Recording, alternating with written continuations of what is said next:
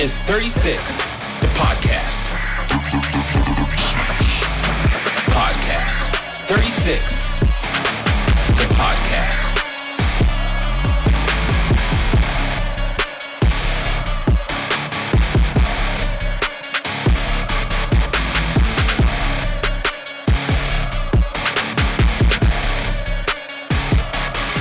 And this is 36, the podcast. Alrighty, hey, what's up, Fairbanks? What's up, Fairbanks, North Star Borough? My name is Tilden, I'm Jeff. And I'm Brandon. and this is 36 the Podcast. This week on 36 the Podcast, we're talking to the man behind Alaska's most successful junior hockey team. Rob Proffitt, general manager of the Fairbanks Ice Dogs, has built championships, developed future stars, and kept the Big Dipper rocking year after year. From the grind of road trips to the magic of game night, we're breaking down what it takes to run a winning team in the last frontier. Mr. Rob Proffitt, how are you, sir? Great. Thanks for having me. Thanks to you guys. Yeah, Hey, it's thank exciting. you. Thank you for adjusting and making this work for us. Hey, you a man after my heart when you have it where you can have a cold brew too, right? At the Exactly. Hoodoo. So, Exactly. perfect. Exactly. Okay, so as we do before every episode, so we're going to change something up today because we are actually filming on a Friday. And so there isn't a cask release on a Friday like there is on Saturday. But don't worry about that. Rob, do you drink beer? I do.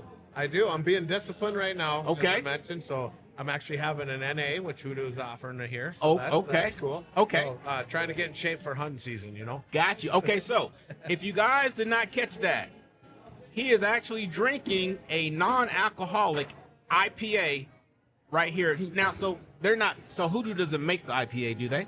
I don't know that answer, but it's in a Hoodoo class, so I'm just going to go with it. Okay, so like we said before, what we do is this podcast started off based off of us sitting around this table right here, drinking 36 ounces of beer, and one of these two guys they said, hey, we should do a podcast. So here we are doing a podcast at our favorite brewery, Hoodoo Brewery. This, as a matter of fact, is known as Hoodoo Brewery Studios whenever we are taping the podcast. So once again, Rob Proffitt, thank you for joining us. Thank you. What a wonderful studio. All right. So before we get into any of the meat and potatoes, once again, you can find us on any of the pod streaming, the usual suspects, Spotify, Apple. There's a few more that we're on. But if you go to our 36 Podcast Facebook page, which is managed by Brandon over here, he will keep you up to date on all of our latest posts and our future guests. And so that way you can hang out with us. And if you want to come down and hang out too, you can. And you don't necessarily have to drink beer. There's hot water here. There's root beer. There's non-alcoholic IPA. So you don't necessarily have to drink 36 ounces of beer. We do, though, but you don't have to. So don't feel pressure. No pressure. So where can people find you on social, sir? Boy, I might be the wrong guy to ask for that. I don't have one piece of social media, but our team does. So Okay, right. You know, Fairbanks Ice Dogs, we got the Facebook, Yeah. Twitter, Instagram, Yeah. the whole 9 yards. I Okay. got a very lovely young lady, Sarah, that does all our work for us and does a fabulous job keeping Yes. up the stuff. We actually got a little niche going on. I guess it's a little countrywide with Instagram right now that All right. there's some shutdowns. So we're working through it. But and our website, fairbanksicedogs.com for all the information as well. Yeah, okay. All right then. And so in the bottom of the Facebook or the YouTube, I'm gonna list all the socials and stuff. So that way, if you guys want to go out and find any Ice Dogs information, you can. All right. So let's get into what we came here for. Sir, are you ready for the first question? Let's go. Okay. All right. So the first question, Rob, you've been at the helm of various roles since the team's early days. First as coach, now as longtime general manager. How has your leadership philosophy evolved over those decades? Well, interesting. Great question. I don't know that I had any, so to speak, leadership qualities when I started. I was a hockey guy that played. I played for the Gold Kings. So we'll hit the rewind button a little bit, all right? Okay. Played for the Gold Kings right I moved up here in 91. Played through 95. We won the last amateur national championship in Fresno. The next year it switched to pro hockey, the West Coast Hockey League, which is now merged with the East Coast League. Okay. So I decided to play one more year of that because everybody dreams of getting a paycheck. And if you want to know, I'll give it to you. I made $211.37 a week. That was big bucks back then. Oh, wow. And that was great, getting punched in the nose. I'd do it all over again all day long. Wow. Long story short, the following year, I retired, went to work for some good friends of Chuck Cartier, Chris Chambers at Alaska Rubber, started a rigging shop, and Christmas time, the wonderful owner, John Rosie, asked me if I'd come back out. Came back out of retirement, played the last half. Then the team moved to Colorado Springs and got in the back room of Sport King, the legendary Roger McKinnon, a bunch of us talking. We got to fill a void. There's been hockey here since 1978. What are we going to do? That's how the Ice Dogs were formed. Oh. And so really I was a hockey guy. There was a hockey, then turned in, okay, I'll coach. Yeah. And a couple days into that, I figured out, we're going to have to get a business plan, et cetera, together. A bunch of wonderful people helped back then. And the Christmas of that year, I was working a full-time job, coaching a Pee Wee team and coaching a junior team. And they came to me, the board of directors, my good friend Sam Halbert. Jack Tragus was the president. Sam Halbert was the vice president. And some blast from the past there.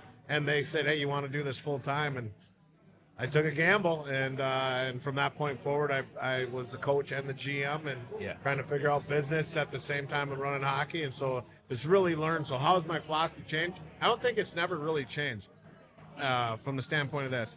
I'm a handshake guy. When I look you in the eye and shake your hand, what I say is what I'm going to do, and I expect the same back. And it's pretty darn easy in this community to do that and build a relationship. So looking back, starting our 29th season here next week. Oh, good Lord. Looking back, I'm very thankful for all the people that helped us along the way, because there was a lot of them. Oh, wow. 29 years. Yep. Holy smokes. I didn't realize it had been that long. Yep. Our first season was 97 season. So that 1997, I got married on the 2nd of August. We started the Dogs on the 18th, had training camp on the 25th, and we played September 27th. I'll never forget those days. Yep. Yeah. We were junior B for a couple of years. Sinbad Sailors, Peninsula Hellfighters in Kenai. What was Anchorage called? I already forgot what they were called. Anyway, we won the league the first year right out of the gate. So Yeah, good deal. You're refreshing my memory too, which isn't very good sometimes. So it's fun to talk about. Very nice. Okay, so you were inducted into the Alaska State Hockey Association Hall of Fame. What does that mean to you for the recognition, and has it influenced how you do things with the Ice Dogs? What that really means is you surround yourself with a lot of great people. Is what that, so that induction, obviously very humbling when you get those awards, whether it be that or the Fairbanks Hockey Hall of Fame. But really, those are just recognizing somebody that got supported by a lot of people. And we'd be here until they close this bar in 3 days if I could name them all. But so many youth hockey, but turns back to Roger McKinnon. He was the legendary grandfather of hockey in Fairbanks as far as the Gold Kings, and he's the one that brought me up here to play, and then in turn was a big part of starting the Ice Dogs. And it's awesome, it's humbling, but the real kudos go to the people I was fortunate enough to surround myself, my wife and kids and family and all those things. And I get up every day living to try to put a thumbprint on a kid, whether that be getting a college opportunity. Back then was being better at the game, and most importantly, trying to mentor them to be better people in our society. And so that's a team recognition, if you will, and the team's mighty big in this hockey community. Right. Good deal. Nice. So as a GM, what strategic changes have you implemented to keep the Fairbanks Ice Dogs competitive in NAHL Midwest Division? Yeah, it's interesting. So like in anything in life, right? When you get comfortable and you get strolling, and whether you're driving down the highway and you got the cruise control set, then someone cuts you off and you got to react. Excuse me, that's a lot like the game. So we went 25 straight years with making the playoffs, right? And then we hit a bump in the road, right? And we got the the train back on the tracks last year with a young team and made the playoffs, but we went 2 years without making the playoffs. The first year that we, I apologize, that we missed the playoffs, it was, I wouldn't say it got comfortable at Centra. It just, I think our template, if I may, it sounds maybe a little egotistical, but the template that we had, and we're kind of in front of a lot of people as trend centers. I mean, there was a portion in 10-year span when Trevor Stewart was with us that we went to the Robertson Cup 7 times and won twice and lost twice in the finals, right? We had a good run. Well, like any other people, right, just like I did, you steal things from somebody else. So people started stealing our template, so the level just kept going up. And we got a little punched in the nose. So, you know, that there's a lot of history there, but at the end of the day, when you go through and you have a lot of success for a long time and then you don't, you start adjusting accordingly. And I think the game has changed immensely. And I don't know if you want to segue into that now, but maybe it's a good time. November 7th, the game changed forever when they started allowing major junior players to play college hockey, right? For those not familiar, in the U.S. and the North American Hockey League and the USHL, you don't get paid when you're playing hockey, junior hockey, right? And so you go to our mantra of our hockey team since we started from the Fairbanks Ice Dogs is to give a kid an opportunity to get an education playing the game he loves. That's why we get up every morning. Right. Then some players would then choose to go to Canada, which is the Western Hockey League, the Ontario Hockey League, and the Quebec Major Junior Hockey League. And those were called Major Junior. And when you went there, you lost your college eligibility. So you were going there to make it to the NHL, or if you didn't make it, they would give you some money to go to Canadian colleges. On November 7th, the NCAA changed the rules. It's all following this NIL money stuff, right? And they changed the rules so those major junior players can now play college hockey. So 40% of the scholarships that our league and the USHL got have now been taken by the CHL. So wow. The landscape's changed. Yeah. Being an Ice Dog fan, you would see historically we've had a lot of older teams, a lot of 19 and 20-year-olds.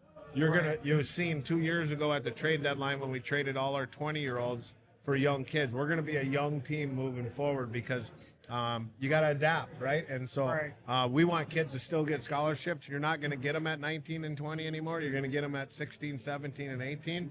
And for like this year's team, we have 5 2008 birth dates.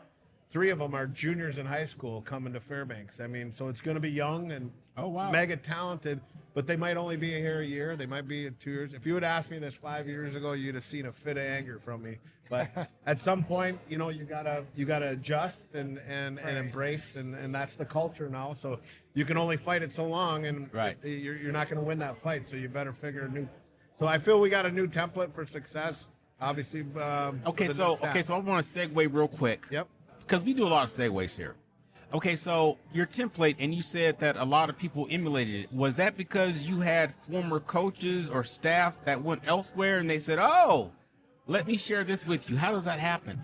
Yeah, all of my coaches at this point, except Scotty Dewar that's in Odessa in our league, have moved on to college hockey. Every coach that's worked for us. So it wasn't from that. It's just I think when you start, if like the same thing I do when you look what the Florida Panthers just did in the NHL, right? I watch an NHL game probably like you guys do as a fan. Right. But then I'll watch it also as from a tactical, technical, what are they doing? Why are they so much better than everybody else at the top level? Right. And so I'm not saying we were so much better, but we had a lot of success. And any smart man is going to, right? When somebody has success, what are they doing different than we're doing? And they're going to pick up on it. Exactly. And I got to give credit to that. Josh Hauge was the guy that took over for me on the bench in 2008 and won our first championship in 2011. He started that trend, and then Trevor Stewart, who's now back with us as my senior consultant, he was with me for 10 and a half years and just took the organization to another whole level. Okay. Got you. All right. All right. You good? Yeah, I'm good. Okay. All right. So, okay, how does Am I passing so far? I mean, I'm. No, you're is it a good. pass-fail test? Where are we at? No, you're good. Look here. Your viewers that watch this, they're gonna determine how good you did. Let me know that rating, okay? Yeah, I will. All right. So, how does managing a junior team in Alaska with travel, logistics, and recruitment differ from any other NAHL market? Yeah, amazingly different, right? So you start Like, is it hard to convince kids to come to Alaska, Fairbanks of all places, not Anchorage, but Fairbanks? you know, not Alaska's not for everyone, right? Yeah, I right, mean, right. you come across, but Right. you know, Texas isn't for everyone either. Yeah, and, yeah. and Maine isn't for everyone, right? So you got to do your work, and I have an amazing scouting team out there and an amazing staff that filter through those things. And we don't waste a lot of time anymore when we take a liking to a kid. Right away, is Alaska an option? And if it's not, you move on, right? Why should we waste each other's Right. time? Exactly. And, Exactly. Okay. But with that being said, the success we've had inside the glass and outside the glass, right? Our rink is full every single night. Not very many junior kids get to go play in front of 2,000 plus people every night. Right. The community that we have, the opportunity you have to move on to Division I level, the level of coaching, the way they're taken care of, etc. There's not a bunch of kids that say no to it. There is some, but Right. there's not a bunch that say no to it. Now, when you talk about the GM side of over and above recruiting, and you talked about logistics, right? Plane tickets. I mean, our budget, our 3 Alaska teams, us, Anchorage, and Kenai's budgets, on average, are a touch over 4 times greater than anybody's budget in our league. Oh, wow. So, Well, yeah, because of all the air travel. and the bottom line, what most people don't know is we have to pay when a team comes to Alaska to play any one of us 3. Uh-huh. When they jump on the bus at their rink to go to their airport, from the minute they get on the bus, on the plane, fly here, hotel, meals, practice ice, vans, all the way till they get back to the rink, we pay their travel, complete travel plus our own. Holy cow. But that's reciprocated back to you when you do the same. Absolutely not. Oh, whoa. That's Hold on. doing business in Alaska, and that's what we've been up against forever. That's why, Whoa. yeah, most people don't know that. It's not something I talk about all the time because I don't want to be a why me guy or you know. Whoa. But we have to. How did it's you? another level. Well, okay, so that was, I mean, because, or else you wouldn't have teams that want to come up here and play you. Yeah, they don't need us in the league, right? Right, We need right, the league. Let's call it right. what it is. Especially now that Yeah. it's grown to 30. What is it? 35 teams now in our league. Oh, wow. And we were a lone ranger for early on, right? Then we got Kenai, and then for the Yeah. last 4 years, we got Anchorage. So when you look at it like that, That just blew my mind Yeah. right there. I mean, we spend over 500,000 on plane tickets. Ooh-wee. Wow, that's all. Yeah, I mean, the numbers are so that's the perception when you come to the Big Dipper and see it full and everybody having a cold one and merchandise and jerseys and all that. That's all you see. You don't see behind the scenes. When, Right. when we're on, so we're paying every one of those teams to come up here. Then we're on the road.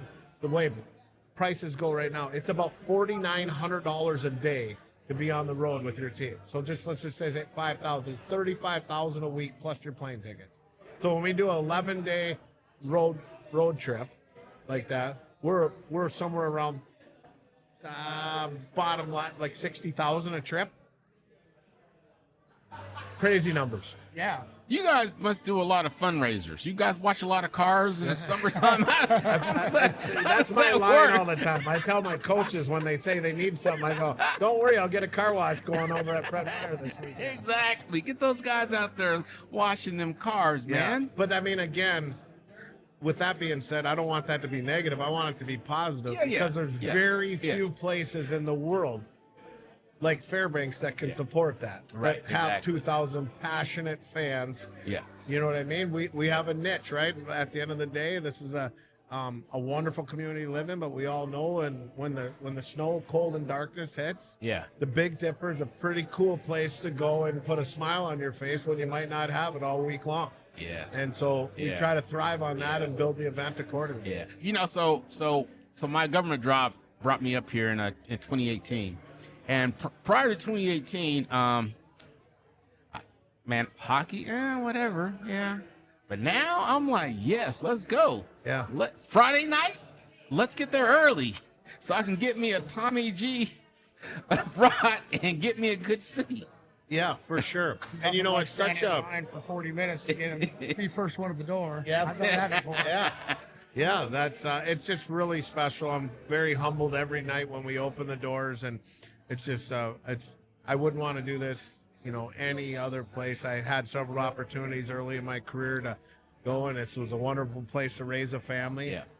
Love to hunt and fish, and love. Okay, now so where are you originally from? Sault Ste. Marie, Michigan. In Oh, the wow. UP. So there's a okay. little story to that to back Yeah. up all the way back to the Gold Kings. Roger McKinnon that ran Sport King forever, right? Mm-hmm. He's from Sault Ste. Marie. And there's a pipeline. I think there's just about 40 of us that came up from the Sioux.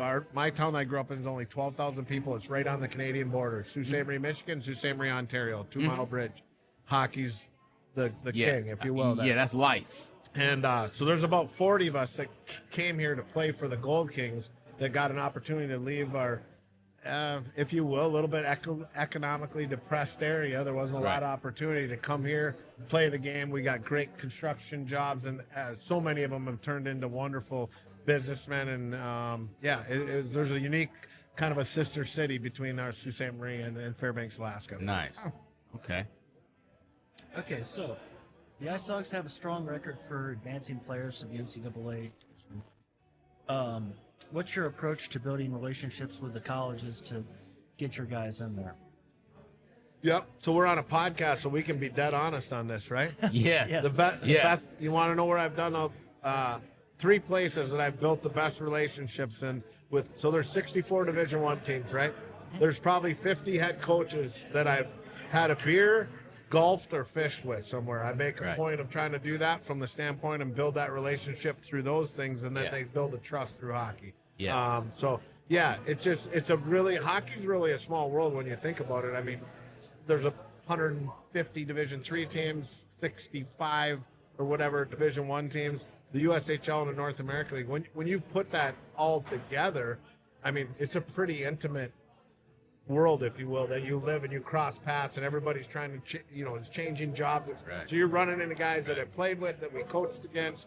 We have kids together that, at the same time, you end up coaching youth hockey. You run into them. So it's a network. It's like any other business. It's your network, and I'm very fortunate to have a wonderful network to work with on a daily basis. And, I make the point, every single day, why I'm an early morning guy is when we started this thing, I'd get off the ice and you couldn't call back to the Midwest because it'd be too late, right? Yeah. So I start early in the morning, and it was for years, 5 o'clock in the morning, you start calling coaches in Michigan, Boston, whatever in the East, and you work your way at 6:30, calling guys in Minnesota, Wisconsin. Yeah. You start building it and showing up the rinks and putting your players in front of them and constantly there becomes a trust. So once you get a player, you only have one time to tell the truth about a player and be completely transparent, because he's going to go to that team and nothing's going to be able to be hid. Right. So once that player fulfills what I or we have said about him, then the coach comes back and says, okay, Johnny was good. What do you got for me this year, Prof? And that's kind of a perpetual thing that grows. Got you. Good deal. Can you share an alumni success story? Someone whose journey perfectly embodies the Ice Dogs player? Yeah, that's a good timing on that. So next Saturday is our golf tournament, okay? And I think it's maybe our 25th, if you will, annual golf tournament. And we got arguably the best player to ever play with us is coming up. He just retired from pro. And Todd Burgess, he was a Phoenix, Arizona kid. Came to us as a young 17-year-old.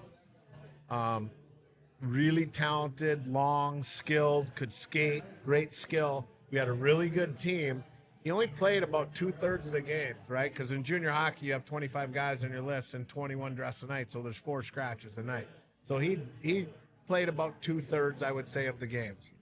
Was a pretty decent player. Had all kinds of opportunity to move on to another team in the USHL, etc. Stayed the course, went to the gym, wonderful family.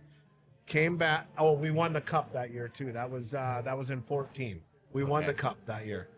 Stayed the course, came back, was an impactful, probably point a game guy the next year. His final year, he led the league in scoring and set the record at that point, 95 points in 60 games. Oh, good Lord. Got a full ride to RPI. I remember seeing the scholarship paperwork come where the scholarship was north of $250,000, of what it costs to go to school there. Good. It's all in. Good Lord. And he got drafted. He was our first draft pick in the NHL, and I was in Buffalo for the draft. He got picked in the 4th round, 102nd overall, and he played some games in the American League, never made it to the NHL, but then played pro in Czech and I think Switzerland. And he's retiring now. Like I said, he's coming up for the golf tournament next weekend. But he embodied it and embraced it. Yeah. We tend to get in our hockey world, into maybe thinking the grass is always greener somewhere else, right? It's a little bit like life. People, you got to keep your boots on the ground. Yeah. And well, just like being in the military, because you always think that next duty station is going to be way better than this one. Yep. How many people come back to Fairbanks, right? Exactly. It's like, you know what? When Wainwright wasn't really that bad after all. When you got told you were coming to Alaska, it's a little spooky. Yeah. Yeah, he would be the man that, and there's a lot of those stories, but he's a wonderful one. It was fresh on my mind because of him coming up to visit here. It's me. Okay, so Oh yeah. Fairbanks is a close-knit community. How have partnerships like those with GSI Communications shaped the team's community engagement and cultural identity? Yeah, just again, very blessed with that, right? Like GCI is a great partner that you mentioned there. There's so many of them, but I look back at one that's been with us from the very beginning, Jeans Chrysler. Right? Oh, yes, Lane Nichols, and it was the Immel brothers when we started, and Lane just embraces what the community is about. He believes in it. Yeah. He believes in what our goals are as an organization. Yes. He's on one of my board of directors. As well. As a matter of fact, I need to get him on the just on the show. a good person. Yeah. There's so many of those as you look around that rink and signage. So it's so important. It'll next Friday when the guys are in, we'll have a meeting, and I don't do a lot of. When the guys have to talk to me, it usually isn't good, right? Coaches take care of most of the stuff. Right. But the couple meetings I have is right when they get to town, and then once we pick our team and we're on the road and we come back in October.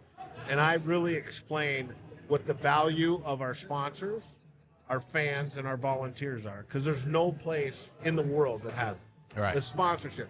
You know, I have 185 sponsors, ballpark number. Oh, wow. I probably have 20 contracts. So 165 of them are handshakes. Yeah. You don't do that anywhere, 2025. No. Very, very blessed. No. So I think it is Fairbanks is a unique community. it's unique. Yeah. And it's the baseline of our identity because we're family. Right. We talk about our team being a family. Then we're a family in the Dipper on Friday and Saturday night. Yeah. Then we're a family in the community for the whole year. Right. And that takes the task of, whether you're doing an event with the Boys and Girls Club, you're reading in schools, you're doing a hospital visit, Right. you're on youth hockey, you're having a birthday party for the kids. Yeah.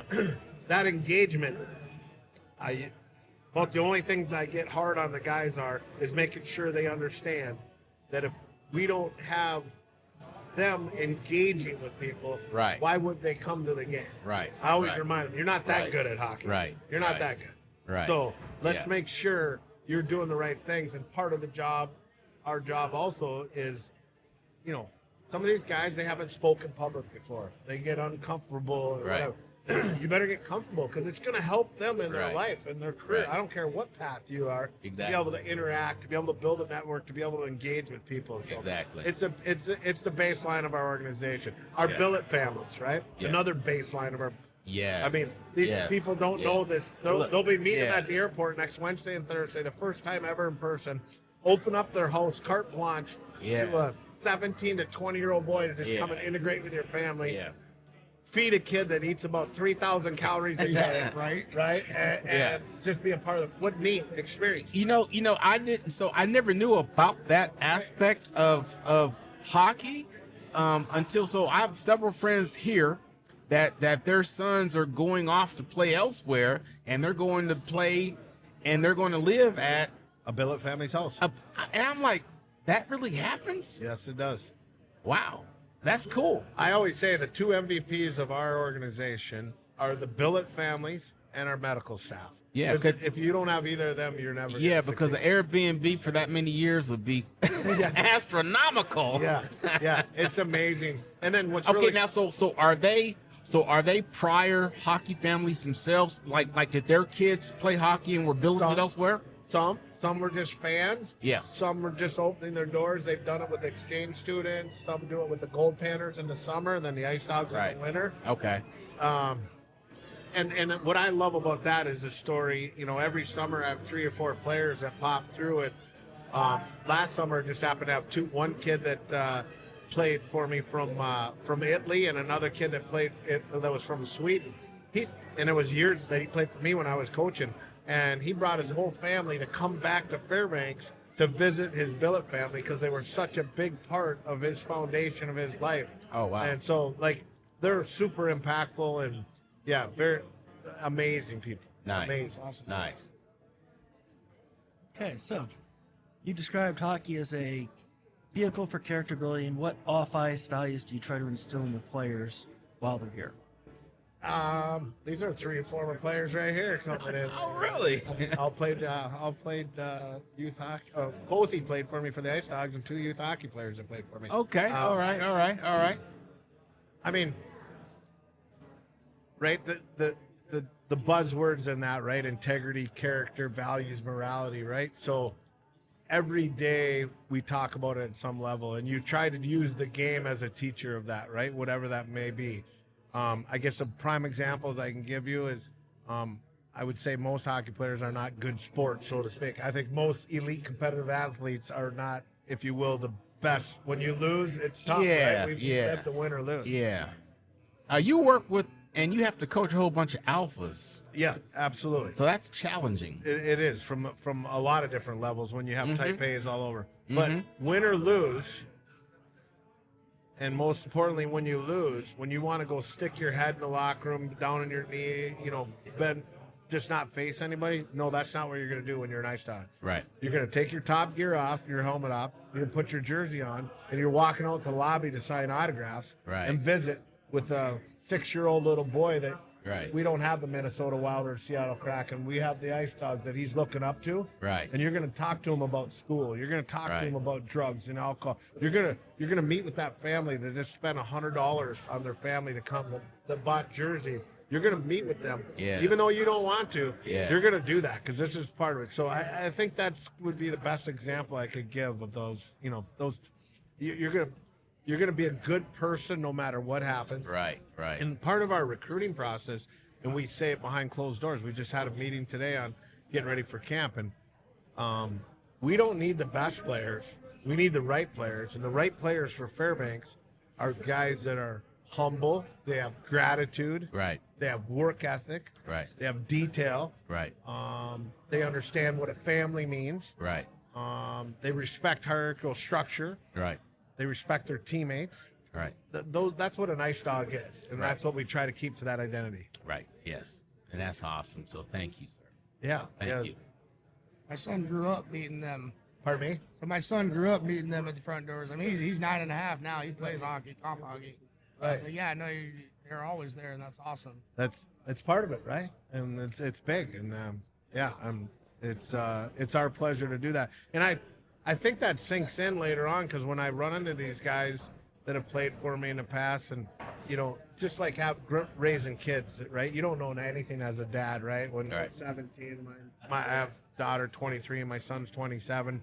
He's coaching in our league now in a team in our division in Janesville. Yeah. And, yes, I heard. I heard about that. Yeah, and like you guys gonna play each other, right? Oh, yeah. But like, it don't make no sense until it makes sense, right? That's just what happens, right? And so you're gonna understand these things, and they're thankful they got those experiences. Nice.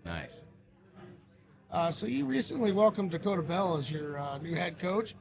What qualities did you see in him that made him the right fit to succeed Ryan Theros? Theros, yep. Right? Okay. Yeah. Well, first I'd like to start by congratulating Ryan Theros. Again, not only are we trying to move players on to the next level, coaches as well. He got hired by Eric Largent at UAF to be assistant coach at the Division I level after 2 years with us. So tip of the cap there. Nice. They're getting a fine guy, and he's staying in our community. Pretty cool all the way around. Yeah. And he loves it up here. So the Dakota Bell. So this will be his 4th year.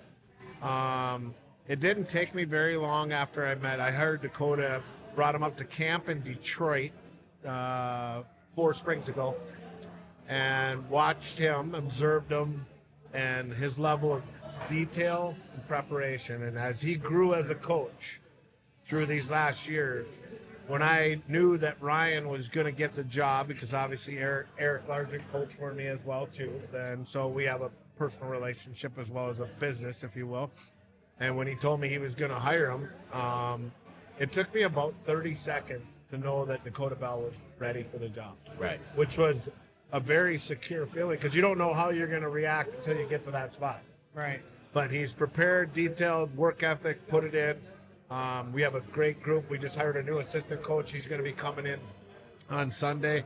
And Nick Christensen, get to meet him. Same thing, grounded, humble, all those things. And then, of course, having Trevor Stewart that was with me 10 and a half years, went to UAA for 2 years. Yep. He's our senior consultant. He's on the ice every day. He's around there. So Dakota has a sounding board of wealth of experience with obviously Trevor, and then if I need to jump in at all, he knows he can ask me as well. So super impressed with him. I'm excited to see where his future takes him, and excited for him to grab the reins of this team. It's going to be a fun year. So Dakota was already with the team.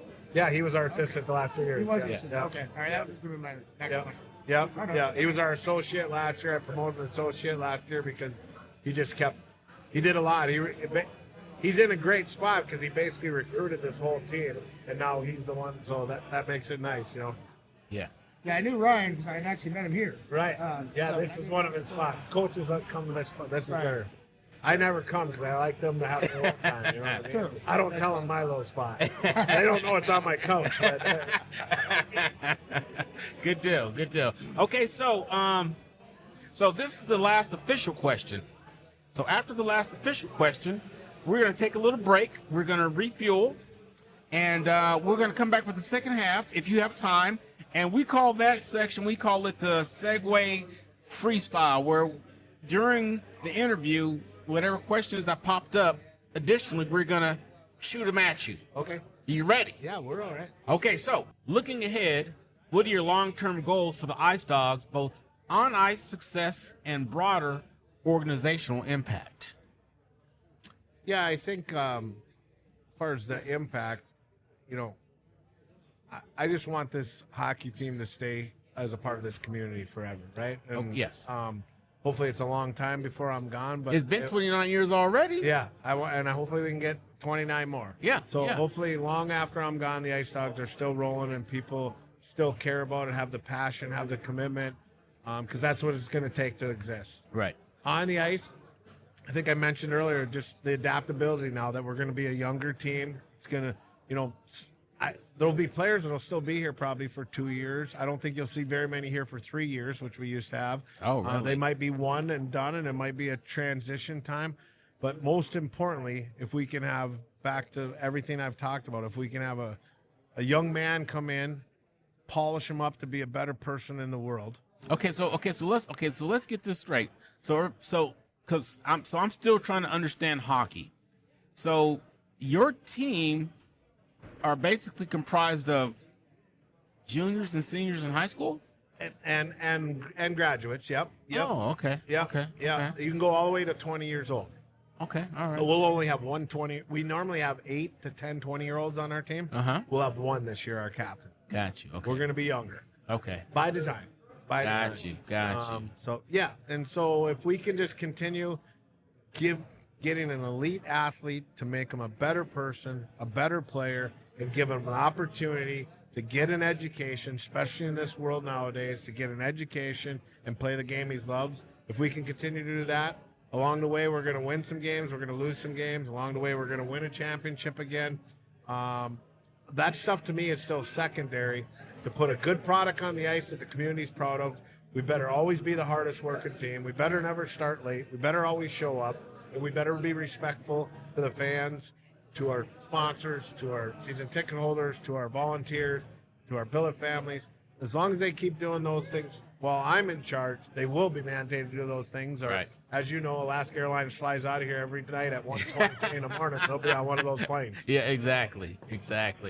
So, look here, you guys heard it there, guys. So, if you've been with us up until this point, thank you guys. I know that you are enjoying this just as much as we are, but we're going to take a little break. We need to refuel, And we'll be back for our part 2. We're going to segue a little bit, and we're going to do some freestyle because I've got some questions. I've got some questions that I was thinking about as we were interviewing. So I got two I really want to ask. oh, 2. Okay. So we'll be right back. Okay, so welcome back, Fairbanks, North Star Borough, to the second half. And so we call this portion right here, we call this our segue or freestyle. And so these are questions that came up during the interview that aren't a part of the official questions that we're going to ask Rob. Are you ready, sir? Fire away. Okay. So wait, before we begin, do you need a refill on your alcohol-free IPA from Hoodoo? It was very good, but I'm watching calories, so just one. Okay. Oh, okay. So good deal. Like, Thank you. Water or anything? Are you good? Oh, I'm solid. Okay. Ready So to go. I got to go to the rink still tonight for some young kids tryouts. I like to be on the glass all the time to watch the little guys play. So, got you. yeah. Okay. So good deal.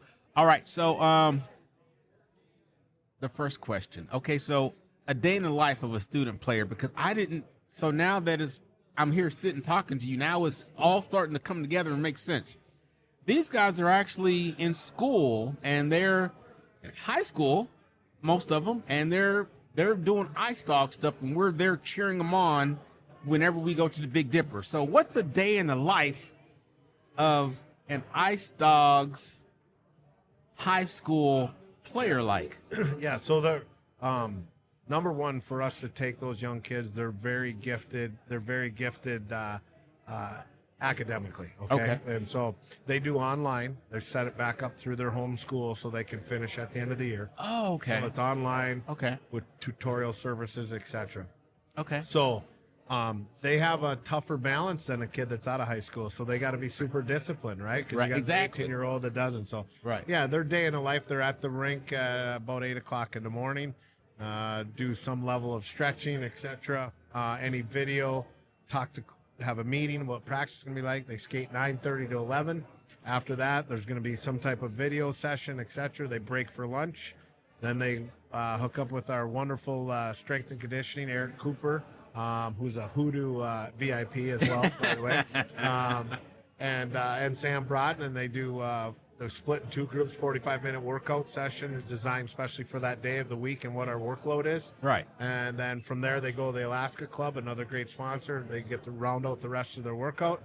And now high school kids will come to the office up in the conference room and do studying between then. Now, like the one young lad, he's going to start in our office because I go in early. He's going to do 5:30 to 8 in the morning. He's going to be studying and doing classes. He's going to zoom into his classes, actually, because it's in Central Time Zone, which is going to be at 8:30 in the morning in the Central Time Zone. Oh, wow. Yeah, and then from there, darn near every night, a group have some level of community engagement, whether it's skating with kids, a million different things that we're going to engage in. So they got a pretty busy week, and you know it from guys that like to have a beer now.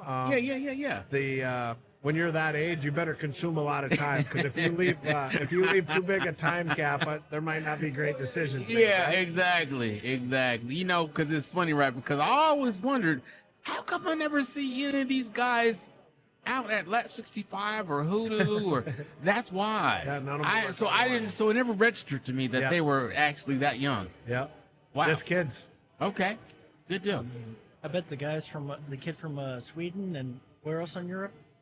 Italy. Italy. Yeah. I bet they're a little annoyed that they can't get a beer. Yeah. Yeah, because they can drink at 16. Yeah. They can drink at 16. The culture's a little different, right? Yeah. For sure. We have a kid. What do we have? We have a kid from Russia and a kid from Hungary that'll be with us this year. So. Oh. Guarantee the kid from Russia don't want to go back anytime soon. Yeah. So this one's going to be a little bit long-winded, but I kind of want to talk into it and give you guys kudos. The energy in the arena is always just super fantastic and amazing. And I was there for the Roberts Cup when they won. I believe it was 2014 was the one they won there at the Dipper. At the Dip, yeah. And that was so loud when that game ended. Yeah. But the energy was just so exciting. And what I'm kind of getting at is, like, you take a lot of pride in, or not pride, I'm sorry, you're very proud of your players, your staff, everybody that goes into it. Are you really proud of how you put on a show, like what you do for the community, what they go to see, and how they, what they get out of it. I mean, because to me, that's amazing going to those games. Even on a regular game, it's pretty exciting. The energy is intense. Yeah, I'm not a big fan of talking about myself. Again, I'm a big fan of surrounding myself with great people, Sure. you know, and Right. I will tell you my satisfaction moment every game from the work that you put in from behind the scenes is when the national anthem's over. I knuckle the flag skaters, which are usually youth hockey players, and give them a Powerade. I thank the parents for having them be there. And by the time I walk around the corner to stand at that far end of east end of the glass, usually the puck's dropped, and I just usually step over, look at the dry side, and then I look at the wet side, and there's just a quick moment of, all right, it's full again. I did my job. Now let's go win a hockey game. And so, you know, you don't reflect on it a bunch, but, you know, again. Maybe proud wasn't the word I would use, but I'm humble. you knew what I meant. Yeah, very humble. Yeah. Very humbled, and I love it, right? It's like, I always tell my wife, the minute I start complaining about going to the rink, you better tell me right away.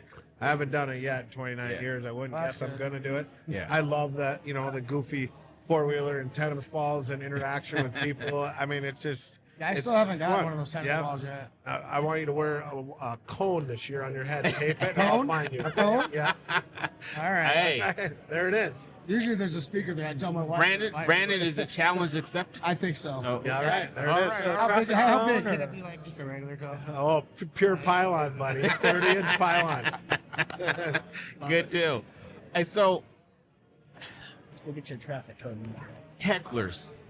Okay, so hecklers. So I'm guilty of this, and I don't know if I should feel bad about it, but like when they change sides and the opposing team and the goalie is right where I'm at, I am trying to stick my face through the barrier there, and I'm just yelling all kinds of obscenities just to get him off of his game. So have your players came back to you and told you like what's the most messed up thing your goalie or whoever has said, Coach, so-and-so this? Yeah. So it's really, you'll probably be surprised at this answer, but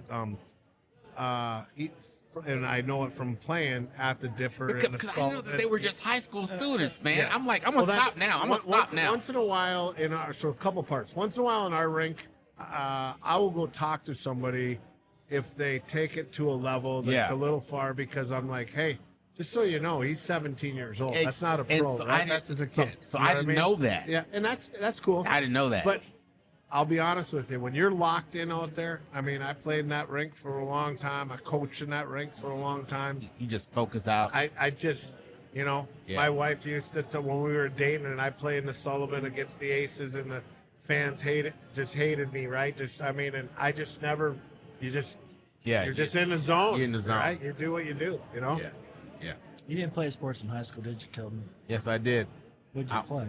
I was running back. Palmer High School, all boys Catholic school, Salinas, California. You actually heard stuff on the field. Not at all. Same thing. Okay. But yeah, so I mean, Yeah, you don't hear football anything feel more- a little different though. Yeah, you don't hear anything more than 8 feet away from you. Okay, all right, I got you. Now, there is some very insulting comments that happen inside the glass, let me tell you. Yeah, well, when guys are talking, they're not exchanging addresses for Christmas cards. No doubt. Chirping. Absolutely. So my second question that I really wanted to ask, and kind of point out, I think I already know the answer, but more for the viewers. You guys do a lot of auctions for game-worn jerseys, especially for like breast cancer awareness, stuff like that. Even the year-round game-worn jerseys. Thanks, Jeff. Speaking of the mic. When did that start, and whose idea was that? Well, it's an idea I stole from somebody else, right? Okay. Seeing it. But it's known league-wide that there's no better place for jersey auctions than the Big Dipper ice rink. They're pretty Right. standard around the The league. standard is a level that no one can reach, right? I mean, you know, we sold Trenton Wood's cancer jersey years ago for $14,000. One jersey. Ooh-wee. And I still remember auctioning one of the first auctions I did when I got off the bench. My dad lived obviously in St. Marie, Michigan, and he'd stay up to watch our games, and so the games don't start till 11:30 p.m. at night. And I did a jersey auction, and I don't remember, I sold a jersey for X dollars. I'd always talk to him after the game because he was my coach, and he had to give his 2 cents still all the way through my coaching, right? And he said, you better get out of that building fast. I go, what do you mean? He goes, the cops are coming.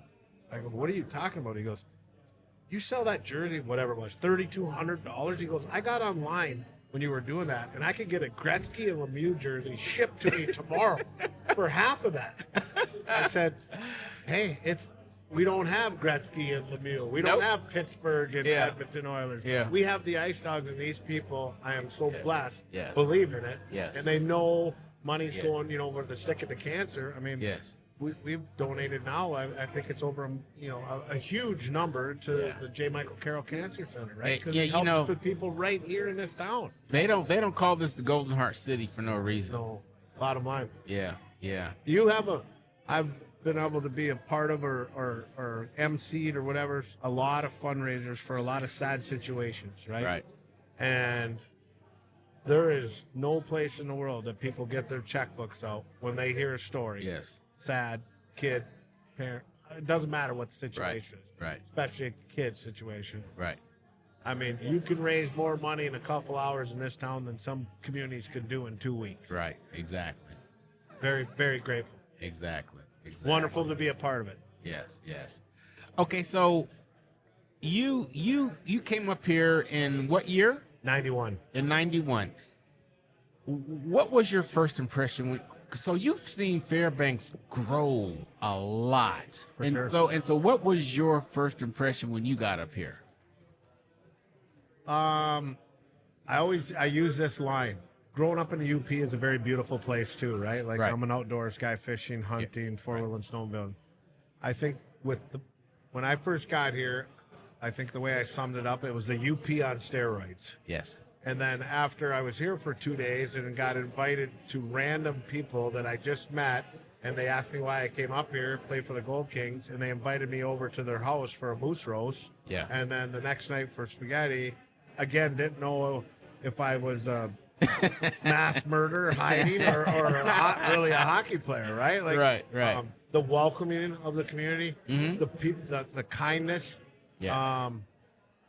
Just that Midwestern feel that I grew up with, I guess. Right. And then when you start talking to people, there wasn't very many that were, so to speak, sourdoughs. Yeah, They yeah. transplanted from, so it's easy to see how the Midwestern culture became the culture of Fairbanks. Right. Because right. of so many, and then just wonderful people. That was my impression. It's wonderful. It kind of grows on you, doesn't it? It is. Yeah, I've been here since 2018, and so I'm here because of the Department of Defense, so my day job, and it's supposed to be a 3-year tour. So I go to duty, like different duty stations, just like regular Army military personnel, and it's supposed to be a 3-year tour. Well, after about that 2.5 year, they said, "Hey, you can stay up there as long as you want," and I'm like, "Well." I'm still here. Here you are. And so it kind of sort of grows on you. So I feel that right there. No, and I think a little segue off of that we haven't talked about that's really amazing is the military community, right? Mm-hmm. And we do a lot with the military, yeah, right? yeah. With Eielson and Wainwright. And I missed out on that darn military jersey that you guys had. yeah. I missed out. So is that one an annual? It's not an annual, is it? No, Yeah. it's like this year we're going to do a Halloween jersey because we happen to play on Halloween night. So we got the jersey design that. I might let you take a peek at it, but I won't leak it. Okay. But back to the military. I mean, over 30% of our rank fans is either current or former military, right? The connectivity. Yeah. And you were talking about before that not a lot of hockey touches, if you will, till you got here. You don't know how many stories that I've heard about people that said, I tried to watch it on TV, I couldn't track it, I couldn't follow it, and then I came to it live, and It's they different. were diehard football, basketball, baseball It's guys. different. They're like, this is the best sport ever to watch live. The It's energy, different. how fast Yeah. it is, and everything that's Yeah. happening. So we're very fortunate, And we can't we cannot not mention Sweet Caroline when that starts playing. Because I go, look here, I get rowdy when that darn song starts playing. I'm like, "Argh!" I'm like, let's go. Argh! Never mind. Really, Neil Diamond does that for you? What's that? Neil Diamond does that for you? The crowd, man. Sweet Caroline. Yeah, that just. Thank you, sir. Thank you. Well Thank done, you. well done. On cue, on cue.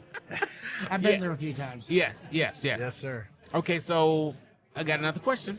Yep. So, for any aspiring future Ice Dog fan or player who wants to come on board, what do you like what do you suggest? How do they become a part of your organization? A player? Yes. So obviously we start doing kind of talent recognition, we call it, at when they're about 14 years old. That's when we start looking at kids. Okay. All Wow. over the country. So Darn. right now we have a list. I'll get to that, but I'll kind of build you the foundation. Right now we have a list of about 4,000 kids that one of my scouts, myself, whatever, have had some touch with at 14, 15 years old, that they're now getting close to the spot. So we'll watch those kids, and my staff will watch those kids, and we'll evaluate those kids. And that list of 4,000 kids right now, by the time we get to Christmas, it'll be cut in half. Okay. By the time we get to the end of January, it'll be cut in half. Okay. By the time we get to March, it'll be cut in half. Okay. And by the time we get to May, it'll be down to 120 kids Oh, good Lord. that we'll end up bringing to a main So camp. all those halves, and you still are at 120 kids. And we'll have 120 kids come to a main camp in Minnesota, and we'll take that 120 and we'll take it down to 30, and that's what we have coming here this week. So we started with 4,000, and we're going to take 1%. That all want to play for the Ice Dogs? Well, they all want to play junior hockey, so now okay, we're evaluating what our needs are, Okay. how that fits. Okay. I mean, we dig into everything, man. The coaches Wow. dig into the kids' social media, see what kind of person they're looking at their social media. We're digging into their parents, their family, their grades. We're calling high school counselors, principals. Yeah. There's a bunch of controllable things that'll take a kid right off. Because right? you don't want no problems. We don't have time for it. Not Right. in this community. Right. All right. Yeah. we don't have time. Hey. Okay. So if you just heard that, okay, let me tell you guys about Fairbanks. Right, the Fairbanks community is a small, tight knit community. Like I'm not really a hockey person, but I know Rob, right? And so Rob knows a lot of people, and you don't want to and it's all 6 degrees of separation up here, and it's really, really true, because you never know who you treated bad, but they know somebody that you probably know, and so it's just, we all treat each other with respect and dignity up here. So it's interesting. I still remember this. 1991, hotel. Met a gentleman, and he gave me a piece of advice that I still share with our player. In Fairbanks, Alaska, don't judge a book by the cover. No. You see a guy rolling in Carhartts, grease under his nails, hat looks like he's got through a prop on a 207. Yeah. He may have $100,000 in gold in his pocket. Exactly. $2 million in it. So don't judge the book. These are Right. hardworking people. Right.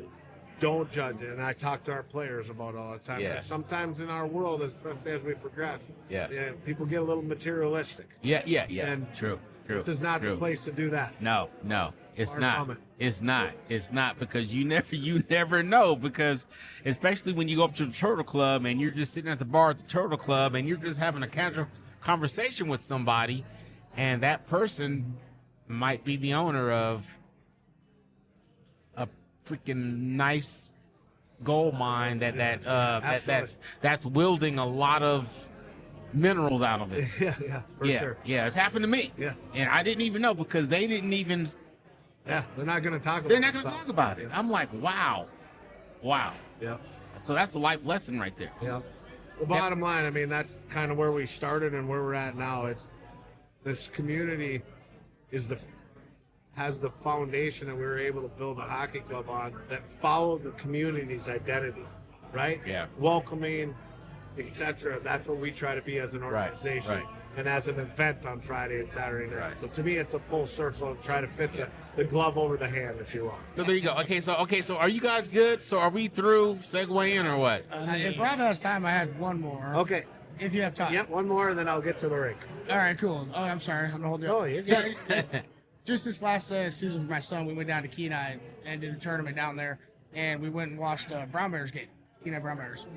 And I noticed the rink is substantially larger than the one of the Dipper.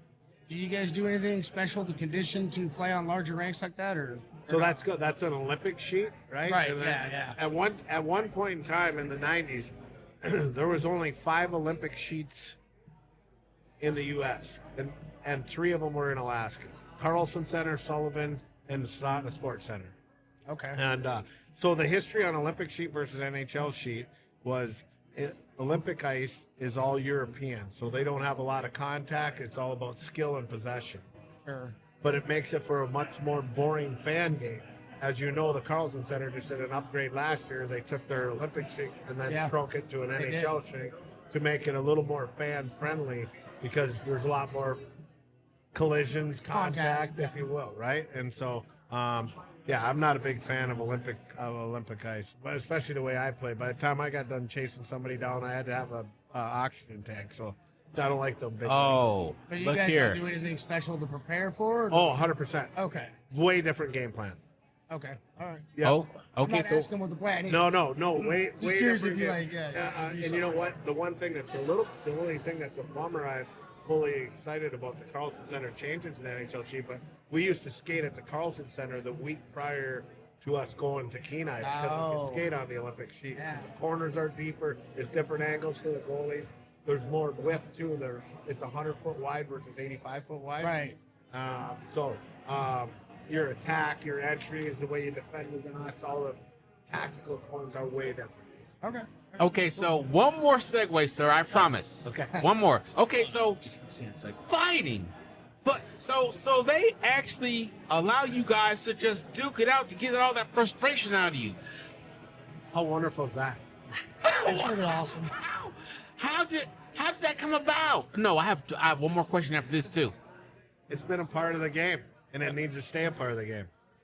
It's Really? absolutely. I agree. It's 2 willing combatants with a bunch of testosterone that no one's gonna get hurt very bad. How come you can't? So how come you don't see it in football or basketball or baseball? Like if you hit me with the 90-mile-per-hour pitch, I wanna fight you. Can I if answer that? you get hit with a 90-mile-per-hour pitch, you ain't gonna fight Okay, shit. chill then. Hockey players are built different. Oh, okay. Yeah, Okay. um, Okay. It's just like been a part of the culture. Okay. Yeah. I'm All right. not a fan of the stage fighting. Yeah. All that. I'm a fan of when there's blood's boiling high. You want to calm a game down when it's getting chippy and out of control. Yeah. 2 guys square up like men, nose to nose, 2 linesmen there. Anybody gets an advantage, they separate and go serve 15 minutes in the box. It'll settle a game down like that. Wow. Okay. Okay. Yeah. All right. And it's kind of a bummer with the college now where they don't allow fights. Yeah. And you notice how many stick violations there is in it. A little 5'7" guy with a face mask can cross-check now a 6'4" guy and not be held accountable. Yeah, well, it's like the very first hockey game I saw live was University of North Dakota versus Wisconsin, Badgers. the Badgers, yep. And there wasn't a single fight the whole night because apparently the game on the night prior, they had more penalty minutes than they had game minutes. Yeah, there was a bench brawl, I think, if I remember that back in that time. What year would that been, ballpark? That would have been around 88, 89. Oh, good lord. Yeah. You remember that? Hockey fan, apparently. Dude, I'm old. Okay. You're old. He's the youngest guy here. Yes, he is, This is isn't he? true. Yes, And he's he is. 41. Point that out, Jeff. Yeah. I mean, but anyways. He just blew Falcon to you. I saw that. Yeah, exactly. It's Parker. Oh yeah, being It's called like- the youngest guy is. it's like brotherly love. Yeah, but yeah, they had like more penalty minutes than actual game Game play. minute. Yeah. So that night, they didn't fight at all. They were being very on their best behavior. Granted, a puck may have come over the ice. And you ever been to the stadium at UND? Ralph Engelstad? Yeah. Yep. Okay, we were up in the nosebleed section. We got there a half hour before the game started. And there's like us and these like 3-4 kids like 10 rows up from us. This puck comes sailing over the glass when they're doing their warm-ups. And this is the most unlucky person in the world. It nailed him right in the junk. You do have a photographic memory. Yeah, he does. Yeah, no doubt, no Hey, doubt. it's something like that you remember. Damn. Okay. But okay. it's a case of, I mean, where this kid would have been sitting in the Carlson Center, he would have been on the roof. Oh, yeah, right. Big. Yeah. Yep, for sure. Yeah, those are a couple of legendary college teams there. So, yeah. Yep. All right, so Rob, we are gonna probably have to let you go because you got some GM Gotta go. things to do. Well, I got to go watch some young kids. I got some former players that now have kids that they're now coaching that are 10 Yes. years old, and I like to go be there and be a little help for them all Yes, the way around yes. if I can be. Well, from the bottom of my heart, from our hearts, we appreciate you taking the time out of your schedule to come sit down with us and was awesome. chat a little bit. It was awesome. Thank you, for sir. I having had me. a great time. Thank It's you. good for me sometimes because you get so busy you never get a chance to reflect once in a while. So Yeah. when you pose those questions a little bit, Yes. you kind of hit the memory bank, and it gives Yeah. me some good Yeah. smiles. There's a couple different times with goosebumps on the arms when Yeah. you're talking about the 14 championship and the difference. Yeah. They'll never, That was amazing. you know, people ask, we won our first one ever in 11. That was awesome. But there will nothing ever, ever, ever that we do as an organization that will top winning 2014 Robertson Cup with our fans and our building and our Yes. that, Yes. that was It was the amazing. pinnacle. Yes. And so Yes. very, yeah. Like I said, it made the hair stand up to my arms still. So it's good to reflect. Gentlemen, thank you. It's Okay. been amazing. Thank you, Rob. Appreciate it. So, on that note, I'm Tilden. I'm Jeff. I'm Brandon. And I'm Rob, 36 out. Peace. 36.